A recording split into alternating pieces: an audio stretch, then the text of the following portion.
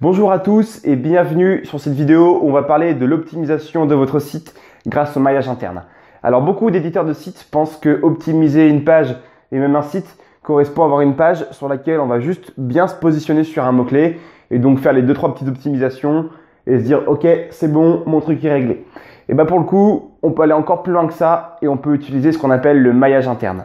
Alors le maillage interne, à la fin de cette vidéo, vous serez capable de l'utiliser, d'optimiser également vos résultats et donc d'avoir beaucoup plus de trafic.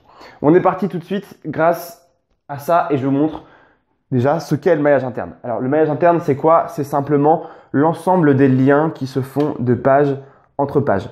Donc là, on a une page A qui fait un lien vers la page B. Aussi simplement que ça. Ça, c'est un lien interne. Et l'ensemble de ces liens internes correspond à ce qu'on appelle le maillage interne. D'accord? Le maillage interne, c'est ce qui crée l'architecture d'un site.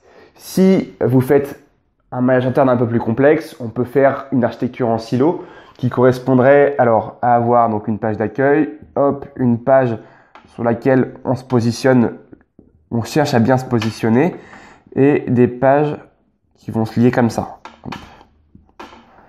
Voilà, même chose ici, toc, hop. Ça, c'est une sorte d'architecture un peu plus complexe qui demande beaucoup plus de réflexion, et beaucoup plus de travail.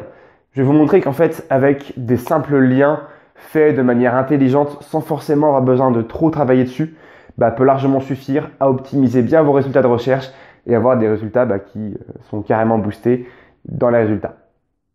Alors, maintenant que ça c'est fait, je voudrais vous parler un petit peu de l'importance.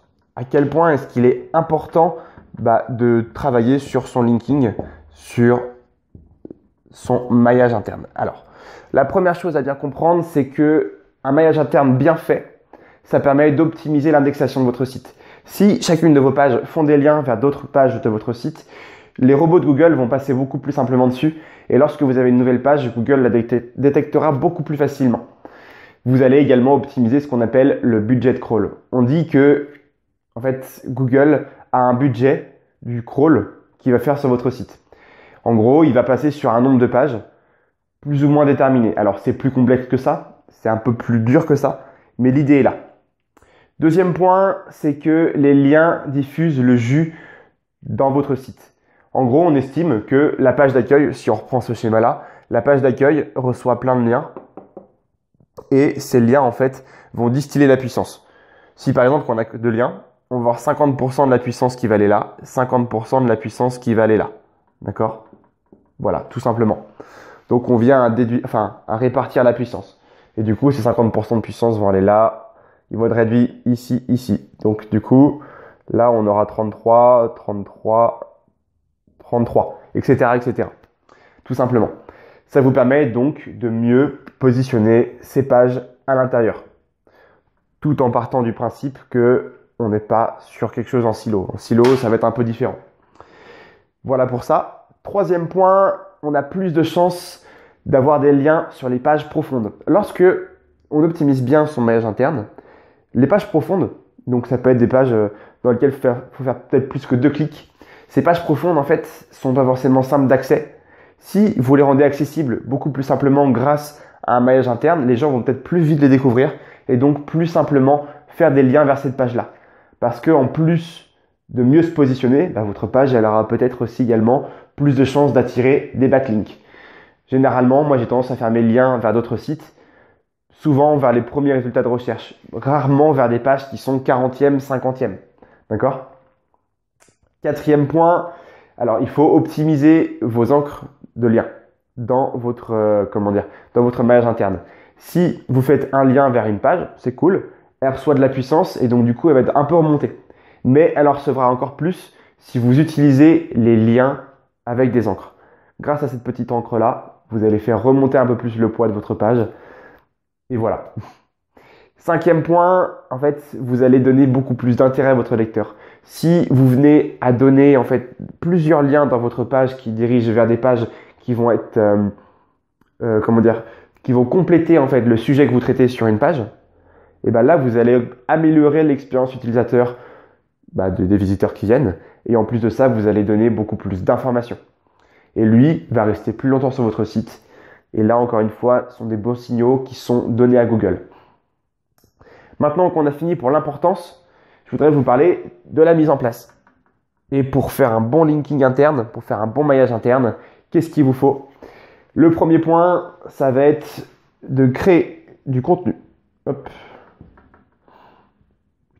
Créer beaucoup de contenu. Ça, c'est super important parce que si vous avez que 2 pages pour faire un maillage interne optimisé, c'est plus compliqué. Alors que si vous en avez une cinquantaine, vous allez pouvoir faire quelque chose de beaucoup plus intéressant, faire en sorte que vos pages soient bien liées les unes entre les autres. Donc, créer continuellement du contenu pour que Google soit content, mais également vos visiteurs. Deuxième point, ça va être de lier du contenu profond. Alors, je mets une petite flèche pour symboliser le fait que c'est profond. Lier du contenu profond parce que, comme je disais tout à l'heure, ça va optimiser la crawlabilité de votre site. Alors, le fait que les robots viennent analyser vos pages. Plus vous allez lier vers des pages profondes, plus Google aura de chances de les trouver. Et c'est de cette façon-là que vous allez optimiser le référencement de ces pages profondes, mais également le référencement des pages qui sont au-dessus. Parce que ces pages-là faisant des liens vers les profondes, ces pages reçoivent en fait une sorte de crédibilité de la part de Google.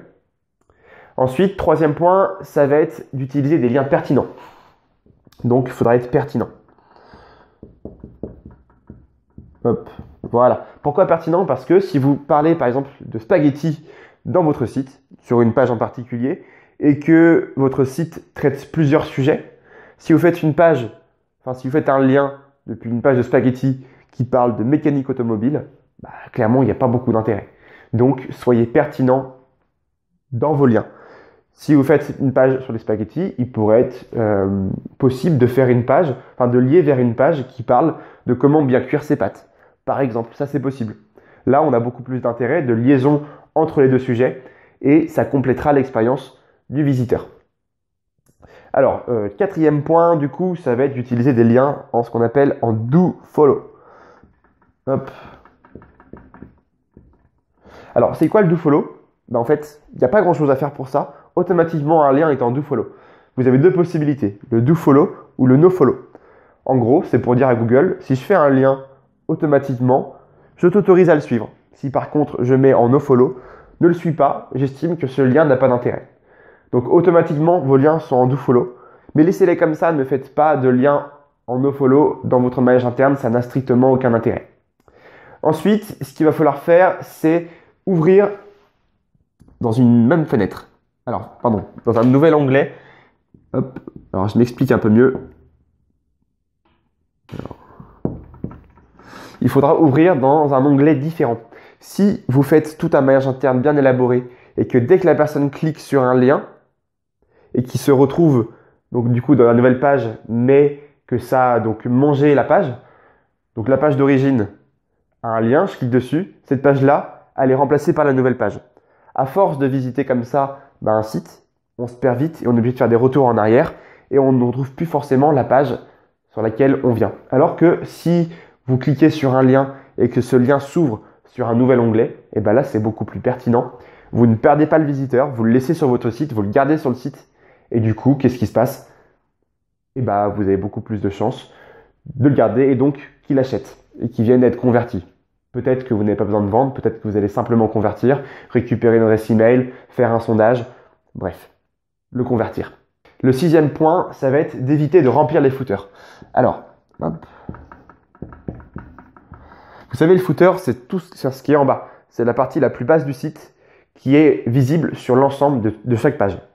Donc, si vous mettez beaucoup de liens en fait dans ce footer, chaque page aura ses liens.